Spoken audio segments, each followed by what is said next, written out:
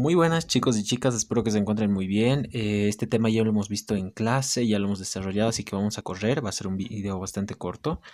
Mi nombre es Salvador Pascual Ticona Mamani, soy su docente y vamos a ver este tema de sangre, ¿ok? Bueno, como tal, les recalcaba la vez que lo llevamos, que es un tejido conjuntivo especializado. Es importante esto, además del tejido cartilaginoso, el hueso, el tejido adiposo que menciona el libro. Tenemos como tal una porción líquida y una porción sólida. La porción líquida, al igual que aquí podemos ver, y lo hemos desarrollado, lo hemos relacionado con lo de Milhouse, ¿verdad? Que las partes sólidas siempre se va a ir al fondo y la parte líquida se va a ir al medio. Entonces es más o menos lo que se ve cuando se centrifuga la sangre. Se va a dividir en una parte líquida, que es el 55%, también llamado plasmosoro. Hemos visto la diferencia entre estos dos, que el soro no contiene los elementos de la coagulación y el plasma sí lo tiene. Es esa cosita amarilla que al final de formarse el coágulo medio como una agüita es lo que se forma. Luego tenemos el 45% que es la parte sólida que se encuentra sobre todo representada por los eritrocitos, ¿ok? Y esto varía. No es un número estático por si acaso, pero más o menos esta es la relación que hay. Los elementos formes no solamente van a estar conformados por los glóbulos rojos, las hematíes o eh, los glóbulos rojos, va a estar configurado también por otro tipo de células sanguíneas, como las células que nos defienden el sistema inmunitario, los neutrófilos, los sinófilos, basófilos, y también elementos que no son células, pero que son derivados de células, como las plaquetas que derivan de los megacariocitos. Y los eritrocitos, que como tal solamente son células, pero sin núcleo, ¿ok? Células anucleadas, porque han perdido su núcleo en la hematopoiesis. Si es que nosotros hacemos un zoom a un eritrocito, lo que vamos a ver dentro y la porción más importante va a ser la hemoglobina, que va a permitir el transporte de oxígeno. Ya, aparte de eso vamos a tener elementos particulados, dentro de esto vamos a tener iones, vamos a tener glucosa, que son bastantes, moléculas bastante pequeñas. Entonces lo que sí tenemos que saber de sangre es que pesa aproximadamente el 7% del peso corporal. Antes, según los 4 humores que existían, este era el humor circulatorio, según la teoría greco-romana. Tiene un pH de 7.36 a 7.44. Yo les decía, memorícense de 7.35 a 45 porque eso es lo que todos los libros dicen. Pero a nuestro libro se le ocurre poner 7.36 y 7.44, que también es un número válido. Tenemos aproximadamente 4.5 litros de sangre. La mayoría conocíamos 5 litros de sangre. Pero según nuestro peso podemos sacar cuánto de volumen tenemos. Por ejemplo, yo multiplico 65 o 71 por mi peso y voy a tener el volumen de sangre que tengo que tener. Esto es lo que decía la relación del plasma y solo la diferencia. Entonces, según mi hematocrito, es decir, cuando yo centrifugo mi sangre y se separan según la proporción de plasma y mis elementos formes, eso se llama hematocrito, vamos a tener esa relación 55-45 que puede ser pregunta de examen. Ok, chicos, importante. Y el 96% de nuestra parte sólida va a ser los glóbulos rojos. Les dejo un meme, dime algo que me llega al corazón, les decía en clase y bien me respondían que era la sangre. Ok, entonces vamos a ver la parte de los elementos del sistema inmunitario, que son muy importantes. Como tal, primero veremos a la vedette de esta porción de sangre, o sea, lo más importante que es la sangre, el artista principal de nuestro video. El eritrocito se encuentra en concentraciones en las mujeres de 4.8 y en los varones de 5.4 millones por cada milímetro cúbico. Esta es la concentración de sangre que nosotros tenemos que tener, o 4.800.000 o 5.400.000. Tiene una vida media de 120 días, chicos, muy importante. Y existe una proporción de hemoglobina, es decir, nosotros tenemos hemoglobina de 12 a 18 gramos por cada decilitro. Ok, importante estos valores que lo tenemos que tener en cuenta. Entonces, como les decía, los glóbulos rojos son células anucleadas, como podemos verlo acá, y el 90% de su estructura va a estar conformada por la proteína, que es más importante, una proteína unida con hierro, con 4 hierros que permite el transporte de oxígeno, que es la hemoglobina. Dejando eso de lado al eritrocito, que es tan importante, que es un disco bicóncavo, ¿verdad? Eso, la forma la tenemos que tener bien clara. Vamos a hablar aquí de otro elemento que no se considera como tal una célula, que son las plaquetas que derivan de los megacariocitos que se destruyen en la médula ósea y estos pasan a la sangre y forman parte de la coagulación para que no se pierda sangre, ¿ok? Tienen como tal un tamaño de 2 a 3 picómetros de diámetro. Dudo que les pregunten esto, a no ser que les quieran quemar, pero igual acá lo tenemos, pueden repasarlo. Y vamos a entrar a lo que es el sistema inmunitario. Entonces vamos a dividir a las células del sistema inmunitario en dos grupos: los polimorfonucleares, que presentan granulaciones, o los granulocitos, porque presentan gránulos dentro de su citoplasma, es decir, estas células van a tener enzimas dentro de esos gránulos que le permiten cumplir como función la defensa del cuerpo. Y luego tenemos los monocitos, como tal, solamente tienen un núcleo. Estos vemos que tienen diferentes formas sus núcleos arriñonados, núcleos unidos por cromatina y demás, pero estos solamente van a ser mononucleares, es decir, tienen un núcleo delimitado y tienen otras funciones. Entonces, entre las células que forman parte de los granulocitos vamos a tener los neutrófilos, los más importantes, que se van a encontrar como células de defensa frente a infecciones agudas, es decir, frente, por ejemplo, ahorita si es que me enfermo por alguna bacteria, los primeros en actuar van a ser los neutrófilos. Luego tenemos los eosinófilos, que participan en la alergia y en parásitos, es decir, cuando yo, por ejemplo, tengo asma, tengo rinitis, que son enfermedades alérgicas, van a presentarse la mayor cantidad de eosinófilos porque tiene gránulos de histamina como tal, que participan en la alergia, y también los parásitos, chicos. Cuando, por ejemplo, tenemos una infección parasitaria, porque he ido a comer, no sé, a un lugar de dudosa procedencia, alimentos de dudosa procedencia, entonces, y me infecto con un parásito, entonces estos eosinófilos son los que van a incrementarse en la sangre porque nos tienen que defender. Luego tenemos los basófilos, que tienen histamina y heparina para coagulación, y la histamina como parte también de la inflamación. Eso de manera general. Importante, ahora vamos a pasar a los monocitos. Los linfocitos, chicos, son las células de memoria, las que recuerdan. Son bien rencorosos los linfocitos porque recuerdan, guardan, tienen memoria. Es decir, si es que yo me enfermo por cualquier cosa, ellos van a recordar, y a la siguiente vez que me enferme, va a ser mucho más fácil la eliminación de la gente que me está causando la enfermedad. Ok, importante, antes de que pasemos, tenemos como tal los linfocitos, que son de dos tipos: el 70% que son linfocitos T, y lo demás que son linfocitos B. Los linfocitos B forman los anticuerpos que se unen a las bacterias y permiten que sean fagocitadas más fácil, las inactivan, por ejemplo. Como podemos ver en esta imagen, los neutrófilos realizan la función de fagocitosis. Esta imagen es lo que representa. Pero los linfocitos te van a participar como tal en los virus y también la participación del cáncer. Es decir, por ejemplo, un virus que ingresa a nuestro organismo, estas células las destruyen, es decir, reconocen que está el virus dentro de la célula, entonces las destruyen a ambas. O de igual forma, el cáncer son células anormales, entonces los linfocitos T los van a destruir. Luego tenemos los monocitos que son muy importantes porque estos van a circular por todos los vasos sanguíneos para llegar a un tejido en específico y va a pasar a llamarse macrófago. Todas estas células inmunitarias, chicos, dejando de lado las plaquetas y los eritrocitos, están en una concentración de 4.5 a 10.000 por cada milímetro cúbico. ¿Okay? Importante. Entonces pasamos a los valores normales. A esta proporción se llama fórmula leucocitaria. Vamos a corregir. Esta es una tablita que encontré en internet, pero generalmente se acercan los valores a lo que lo van a ver en la carrera, pero nos tenemos que basar en el libro. Entonces, sí, es esto. Entonces vamos a ver como tal la fórmula leucocitaria, es decir, la proporción de toda esta concentración que veíamos acá. Es decir, tenemos de 4.000 a 10.000, y eso lo podemos sacar en porcentajes, es decir, cuánto de porcentaje representan nuestros neutrófilos y cada una de estas células inmunitarias. Y vamos a ver lo que les decía. Como tal, la fórmula leucocitaria. La mayoría, lo que les decía al inicio, la mayoría son neutrófilos, 55 a 70%, es decir, de 2.500 a 7.500 por cada milímetro cúbico. Los linfocitos son de 24 a 32%, de 1.000 a 4.000 por cada milímetro cúbico.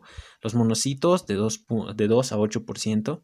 Se encuentran en la sangre de 150 a 900.000 por cada milímetro cúbico, y los eosinófilos, que también menciona el libro que son células que por su característica del núcleo parece un antifaz, están en una concentración de 1 a 4% y son de 50 a 500.000 por cada milímetro cúbico. Y tenemos al final los basófilos del 0.2 a 1.2%, es decir, de 25 a 100.000 por cada milímetro cúbico.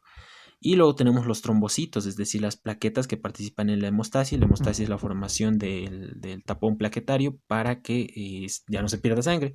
Está en una concentración de 150 a 450.000 por cada milímetro cúbico. Pónganle pausa, traten de repasar porque puede ser que de aquí, sobre todo esta parte de las concentraciones en porcentajes, que les pregunten, ya que esto ya es un poco más para la carrera. Luego tenemos, pero de igual forma hay que conocerlo, ¿no? Luego tenemos en una gota de sangre, tenemos aproximadamente 250.000 plaquetas. Una posible pregunta de examen, porque está ahí en el libro, ¿no? Lo tenemos que conocer. Luego tenemos al plasma sanguíneo, hemos visto como tal la parte sólida, es decir, los elementos formes, los glóbulos rojos, los hematíes o hematíes, los glóbulos blancos y las plaquetas, ¿no?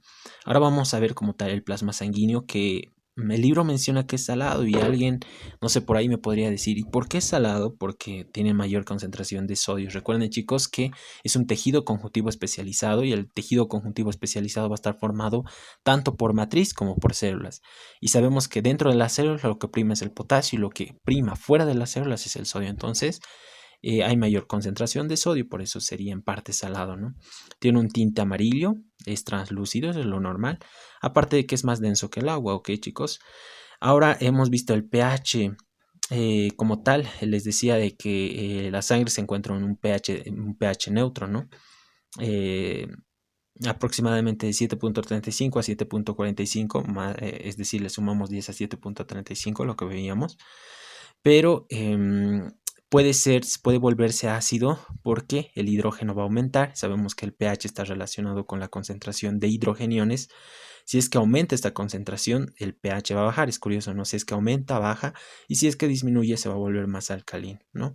Entonces, cuando la sangre se vuelve más alcalino, se va a llamar alcalemia, mal llamada alcalosis, porque la alcalosis es el proceso fisiopatológico que lo van a ver en la carrera, pero cuando existe mayor concentración de hidrogeniones se va a llamar alcalemia porque está relacionado con las bases, y cuando es ácido, acidemia, mal llamada acidosis, ¿no? Pero igual lo conocen, algunos lo manejan como sinónimos de acidosis y alcalosis. Y en cuanto, si es que por ejemplo veíamos que al inicio yo multiplico mi peso por 71 y yo obtenía lo que es mi volumen de sangre, ahora puedo obtener solamente mi volumen de plasma. Si es que multiplico mi volumen plasmático, es decir, ¿cómo obtengo mi volumen plasmático? El cuánto yo peso por 40 o 50, ¿no? Si es que soy mujer, 40, y si es que soy varón, 50. El 91% de esto va a representar agua y el 8% van a ser proteínas. Proteínas muy importantes, chicos. Albúmina, fibrinógeno, globulinas y lipoproteínas. Ok, esto lo han añadido recientemente, que es un fluido no newtoniano de movimiento perpetuo y pulsátil. No pulsátil porque estamos hablando de la bomba del corazón, ¿no? Y cada vez, obviamente, no se va a quedar la sangre estática, la sangre es dinámica, ¿no? Y un fluido no newtoniano. Vamos con la siguiente, esto de los grupos sanguíneos, que es la parte que les debía, espero que se pueda entender. Y les dejo antes de comenzar este meme, ¿no? Cuando estamos estudiando los grupos sanguíneos y uno de ellos descubre que es adoptado. Nah, mentira, chicos. Pero sí, recuerden que nuestros antígenos, es decir, nuestro grupo sanguíneo como tal, sí está relacionado mucho con los papás, ¿no? Si es que existe eso de autosómicos dominantes, recesivos, está muy relacionado con eso. Entonces, como tal, comencemos. El grupo sanguíneo, chicos, muy importante. Tenemos en sí dos tipos de grupo sanguíneo en relación con el antígeno, que no nos vamos a confundir. Tenemos antígenos en la superficie de nuestro eritrocito, y según la presencia o no la presencia de los antígenos, vamos a denominar qué tipo de grupo sanguíneo tenemos. Y ahora me van a decir, ¿qué es antígeno, Álvaro? No estoy entendiendo. Pues los antígenos son, como ahorita vamos a ver una relación, solamente son como que el carnet de identificación, el carnet de identificación de las células, que siempre van a estar presentes. Es decir, nosotros podemos tener siempre un antígeno que es propio de nosotros.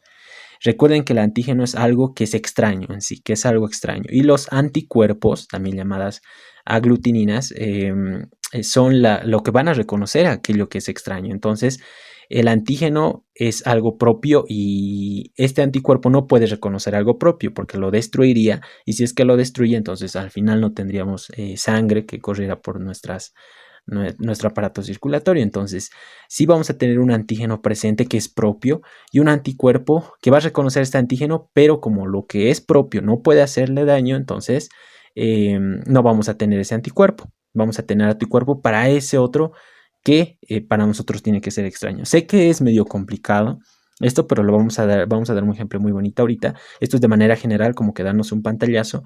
Y tenemos estos grupos sanguíneos. Si es que yo presento el antígeno A, entonces voy a hacer A. Si es que presento el antígeno B, voy a hacer B. Si es que, por ejemplo, presento los dos antígenos, voy a tener A y B. Y si es que no presento ningún antígeno, voy a tener O. Es decir, no voy a tener ningún antígeno, ¿no? Entonces, si es que yo tengo un antígeno A, entonces no tengo que tener los anticuerpos contra A porque mis células se destruirían. Entonces tengo que tener los anticuerpos o llamadas aglutininas. No se confundan, chicos, sobre todo antígeno, anticuerpo, manéjenlo. Contra B. Si es que yo tengo el antígeno B, no puedo tener los anticuerpos contra B, entonces tengo que tener los anticuerpos contra A porque es lo que no tengo. Y si es que tengo los dos antígenos, obvio no tengo que tener ningún anticuerpo porque destruiría mi célula. Y si es que no tengo ningún antígeno, entonces tengo que tener los dos anticuerpos contra estos dos antígenos que sí estarían reconocidos como extraños. Entonces ustedes van a decir, no entiendo nada, no estoy comprendiendo, pues vamos a avanzar un poco más allá. Tenemos como tal los eritrocitos como hemos visto en la sangre, pero recuerden que dentro de esto, aparte de nuestros elementos formes y nuestra matriz, vamos a tener pequeñas proteínas que son los anticuerpos que van a estar flotando. Son tan pequeños que obviamente no van a ser tan grandes como nuestras hematíes, pero están aquí, están presentes. Y específicamente así no se van a ver nuestros eritrocitos, se van a ver así. Es decir, van a presentar antígenos. Y estos anticuerpos nos van a defender contra antígenos, pero que sean extraños. Es decir, esto es propio, esto no lo va a reconocer porque es propio, pero lo que sí es extraño sí lo va a reconocer. Por ejemplo, bacterias, que también son antígenos, o cualquier otra sustancia que sea extraña a nuestro cuerpo, lo va a reconocer el anticuerpo. Pero ahora lo vamos a ver mucho más bonito. Vamos a hablar de familias y vamos a hablar de perritos. ¿Ok? Las familias van a ser como tal los antígenos que van a estar en la superficie del eritrocito, como aquí podemos ver, y los perritos van a ser los anticuerpos. Ok, así lo vamos a ver. Entonces, por ejemplo, yo tengo una familia, como tal una familia, aquí podemos ver, y estos son los antígenos, todos son iguales, y estos van a ser los antígenos A, y esta familia tiene que tener como tal su perrito. ¿Ok? Pero el perrito no los puede atacar a ellos, los anticuerpos no puede atacar a su propia familia, ¿verdad? Entonces estos anticuerpos van a ser, estos perritos van a ser contra otras familias que quieran colarse, por ejemplo. Entonces estos anticuerpos contra el grupo A se lo van a presentar otro grupo de sangre, por ejemplo, pero los de aquí, los anticuerpos del grupo A van a ser contra otras familias, ¿ok? Importante en sí, ahorita vamos a hablar de dos familias que sería la A y B. Entonces vamos a tener otra familia que va a ser la familia del grupo B, ¿ok? Aquí tenemos los antígenos en la superficie. Y vamos a tener su perrito que va a ser diferente, pero este no puede atacarles, va a atacar a otras familias, en este caso del grupo A. Entonces va a tener anticuerpos contra el grupo A. Y ahora las dos familias, por ejemplo, se han unido, los dos no sé, se han casado o lo que sea, pero se han unido, entonces vamos a tener a las dos familias juntas. Y obvio no pueden tener ningún perrito, es decir, no pueden tener ningún anticuerpo porque les haría o les lastimaría, ¿verdad?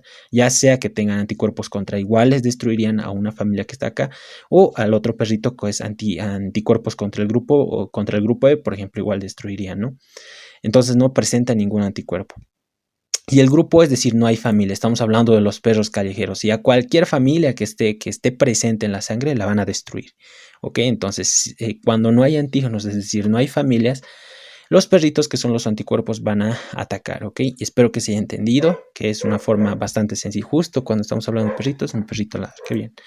Entonces, ¿qué es lo que va a pasar acá? De manera general, ya hemos visto si es que tengo los antígenos del grupo A, tengo que tener los anticuerpos contra otras familias. Entonces voy a tener anti-B, pero no voy a tener nunca anti-A.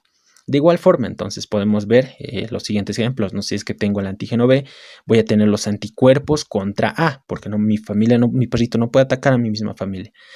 Y no puedo tener el perrito anti-B porque destruiría mis propias células, ¿no? Y si es que tengo las dos familias, no voy a presentar ningún anticuerpo. Y si es que no tengo ningún antígeno, voy a presentar los dos anticuerpos porque no tengo ningún antígeno. Son los perritos callejeros.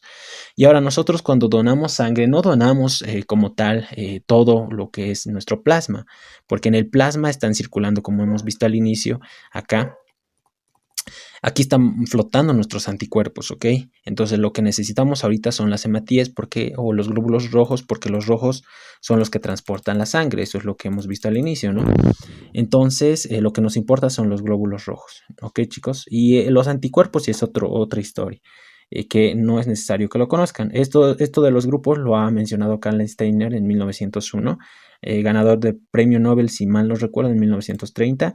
Y aproximadamente no solamente se basa en esto, chicos, también hay 27 sistemas antigénicos, inclusive más, que están relacionados con esto. Sí, esto sí, yo creo que les pueden preguntar, pregunta de examen. O negativo va a ser el donador universal y AB positivo el receptor universal. Entonces, O negativo, donador universal, y AB positivo, receptor universal. Ustedes me dirán, ¿por qué negativo? ¿Por qué positivo? Negativo porque no va a presentar antígenos. RH, chicos, porque recuerden que aparte de esto hay RH positivo que presenta los antígenos contra RH y negativo que no presenta los antígenos. Entonces nos conviene que no presente los antígenos, así cualquier anticuerpo no va a reaccionar, ¿ok, chicos? Importante. Y luego tenemos el grupo AB positivo. Es el receptor universal porque sabemos que AB positivo no va a tener ningún anticuerpo, entonces si le donamos cualquiera, si le donamos cualquiera de las sangres no va a reaccionar porque no tiene anticuerpos. Espero que se haya entendido y es O por ONE, que significa sin o null. Esto de manera general y hemos visto. Esto podemos hablar de la donación de sangre, esto lo adelantaré aquí, que es lo que más o menos hemos visto, ¿no? El tipo de sangre que podemos donar. Pero para no complicarnos y para que el video tampoco sea largo, el mensaje que les quiero dejar es que siempre se puede donar del mismo tipo de sangre, ¿no? Es importante. Y si es que podemos, la siguiente vez en clase lo vamos a desarrollar esto más bonito para que se entienda. Pero lo que quiero que vean es los conceptos generales. Esto como tal no es necesario. Y ya para concluir, les debo eso. Lo vamos a ver en clase. Esto de la eritroblastosis fetal, que está relacionado con esta imagen. El padre, como pueden aquí ver, está bien positivo y la mamá está bien negativa. Entonces, el niño, si es que dona de nuestro padre, es decir, si es que el padre va a ser positivo y el niño va a ser positivo, la madre va a reaccionar contra el niño y va a producirse lo que es la hemólisis en las hematías del niño, ¿no? Entonces, importante cuando se ocurre esto de la eritroblastosis fetal, lo que tienen que recordar sí o sí es que la madre es negativa, el padre es positivo y el hijo como tal es positivo, porque obvio es el padre, ¿no? Espero que estéis entendido. Les dejo para que el video no sea largo, chicos. Lo demás ya lo hemos visto en clase y pues si es que tenemos un poco de tiempo vamos a desarrollarlo más. Y esto de primero vamos a hacer un examen de sangre y las hematías, los glóbulos rojos son así. No estudié. Pondré que tengo VIH. Espero que no haya sido fuerte. Espero que les haya gustado, chicos. Seguiremos estudiando. Sé que el tiempo es corto para hacer las cosas, pero aquí estamos nosotros, sus tutores, para poderles ayudar en lo máximo que podamos. Ok, como les mencionaba, en la carrera nos vamos a encontrar. Yo voy a estar de salida, ustedes van a estar de entrada. Y espero haberles dejado algo con todos estos videos, pero igual lo vamos a ver en clase. Y como tal, falta mucho. Hay que seguir trabajando, no solamente para este primer parcial, hay que seguir trabajando para el segundo parcial. Así que ánimo, vamos a seguir estudiando, chicos.